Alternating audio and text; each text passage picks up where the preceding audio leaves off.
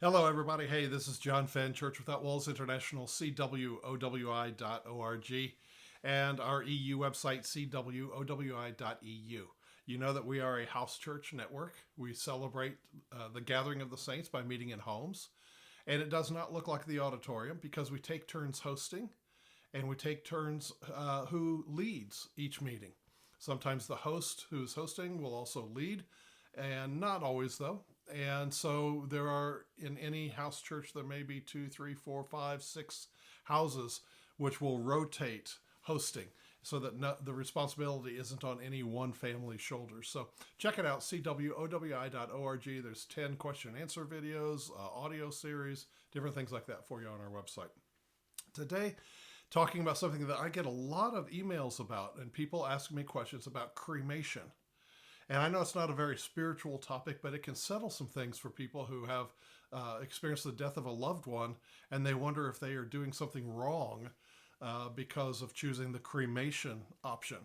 So, like I said, this isn't going to be deep mysteries of the things of God today, but just some practical advice and some chapter and verse for you to learn about cremation. You know, in the Mesopotamian world, which is modern day Iraq, between the Tigris and the Euphrates rivers, there are ancient writings that have survived from Mesopotamia time, the area where Abraham came from, and everything, where the cradle of civilization, as they say. And there was actually a curse that we have archaeologists have recovered, and there's actually a Mesopotamian curse, and it says, "May the earth not receive your corpse." So there was actually a curse on the enemies of Mesopotamia. May the earth not receive your corpse. And so it was important even in the Middle East, and even one of the curses in Deuteronomy 28, that is the first 15 verses are the blessings of God, and then from then on it talks about the curses if Israel would not walk with God, if they would not obey the things of the Lord.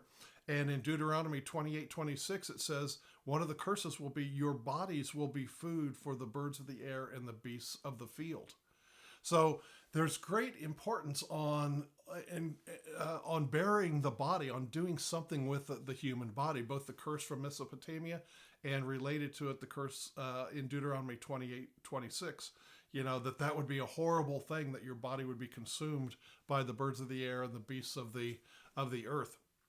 And so we see some very specific things mentioned in Scripture. There's nothing in the Mosaic Law about how to bury a body. In the 613 laws of Moses, there's not a single thing giving instructions on the funeral arrangements, if you will, of a person.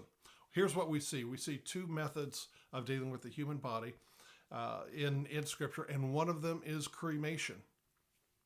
For instance, in cremation, 1 Samuel chapter 31 and verses 11 through 13, the Philistines had taken the bodies of Saul and his son and had dismembered them and displayed them.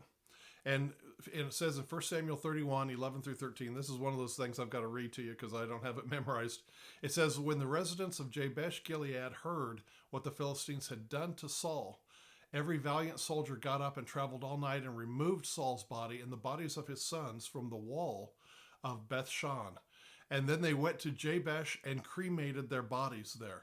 They took their bones and buried them under the tamarisk tree in Jabesh and fasted for 7 days. So that's 1 Samuel 31, 11 through 13. We have an example of cremation. It's also mentioned in Amos chapter 6 and verse 10 that talks about one's relatives will take the corpse or take the body out of the house for burning. That's in Amos chapter 6 and verse 10. So cremation is in the Bible. And so a lot of times people say, you know, am I dishonoring God or anything? Well, there's actually a couple more examples of references to it, but those two verses out and out state it, that cremation is one of the options. Of course, embalming was done from ancient times. In fact, with Joseph and Jacob. In fact, in Genesis chapter 50, that's 50, Genesis chapter 50, verses 1 through 3, it says, then Joseph embraced his father and cried over him and kissed him. And after this, he issued orders to his physician servants to embalm his father after the manner of the Egyptians.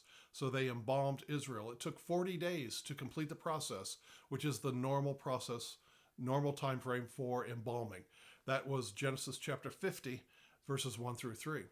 So there's another example there, and we know that because of Joseph's position in the Egyptian political realm, we know that when he says embalming and it took 40 days, he's talking about the mummification process that archaeologists have found throughout Egypt, and that I think everybody's familiar with the mummies of Egypt. So that's what was done there.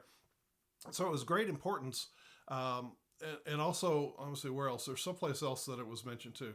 Oh, what I want to say is this: one common thread that we see is the desire to be buried with family, whether cremated or whether it was embalmed. The desires of human nature are the same then as it is now. That is the desire to be buried with family. I'll read you some scriptures here, both in Genesis 23. Verses 49, I think it is, Genesis 23. The chapter deals with Abraham buying the cave for a family burial plot, basically. Also in Genesis 49, verses 29 through 33, and chapter 50, verses 25 through 26. It talks about how Israel carried Joseph's body from Egypt to be buried in the Promised Land. How Abraham bought the cave for family burial. In Genesis 49:29, Jacob said, "Bury me with my fathers." Bury me with my fathers, meaning he wanted to be around family. In 2 Samuel chapter 19, verse 38, there's a man named Barzillai, Barzallai. And he says this, he says that he refused to follow David. He said that I may die in my own city and be buried in the graves of my father and mother. So, and Nehemiah, when he was in exile and looking back at the city of Jerusalem, he was mourning, and he said Jerusalem is the city of my father's sepulchres. It's where my family is buried. The common phrase that we see in the Old Testament is to be gathered to one's family, and also to sleep with one's fathers. Those are mentioned in Genesis 25:8 and 1 Kings chapter 11, verse 23. So it's all about respect and honor for the dead.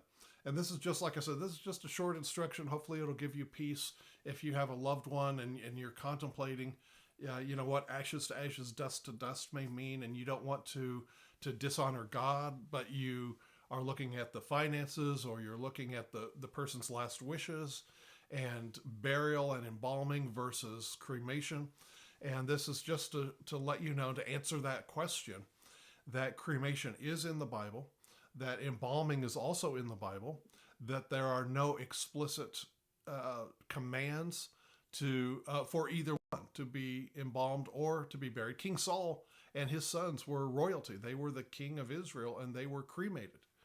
So there's nothing specific, but both methods are mentioned about burial and cremation, and it's actually reflects honoring that person's wishes. As I read a few scriptures there about desiring to be buried with their family, with their father and mother's graves. How Abraham bought the cave for a family sepulcher. So human nature is the same throughout. So it's about respect for the dead. It's about honoring them, placing them with the family.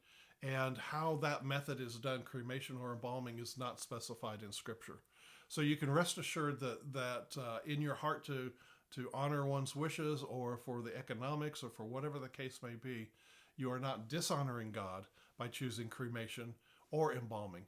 Either way is fine. We see both of those in the Scripture as a matter of what they did.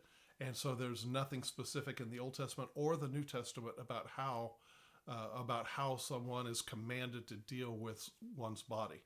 So just what you do unto the Lord, and you honor that loved one, and probably most likely want to bury them with family, or someplace where people can gather and honor their memory. All right, God bless. Hope this is a blessing. Talk to you later.